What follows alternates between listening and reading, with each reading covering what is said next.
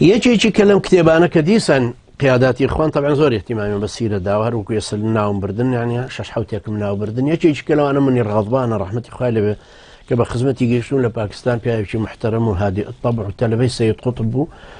ڕەحمەتی خوای لێبێ ئەنجا خۆی بۆی باس کردین کە وەختێک متأثر بووە بە سەید قوتب و دوایی زانیوەتی کە سەید قوتب لە جزئی ئەخیری لا سيانزا جزئي أخيري في ظلالة بو نزعين وسيويتي في ظلالة كي ترجع باس كردوا عفوا كأما منهجي أمتي عقائدية كبزاوتي كي قران كاري درست كالك وملقا كام ببورم بسم الله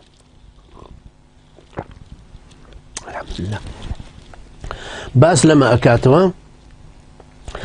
أنجا أمني الغضبان كبيان صار خدمتي سيد قطب أبو دوعيش كتابة كينوسي وكتابة كينوسي بنا المنهج الحركي للسيرة النبوية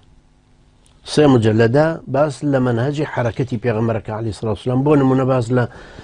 مالي أرقامي كرة بالأرقام مخزوميك أفرم باشا بوشي بيغمري خوا عليه الصلاة والسلام سيونو كسي هنا بنهيني كوان كاتو لمالي جنجي حفظ صار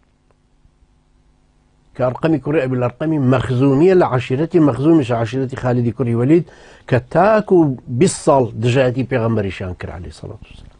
بوخستنا وجرجي أمانه باز لمشتانا كاتو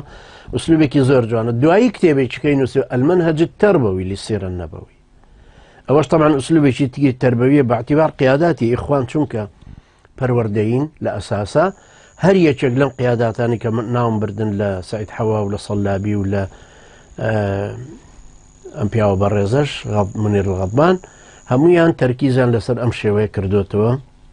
شون پرورده ببين بسيري پیغمبري خوا عليه الصلاة والسلام أمانش طبعا كتابي كي زور نايابني ودارم خلچك هبك كبيان كابا كردي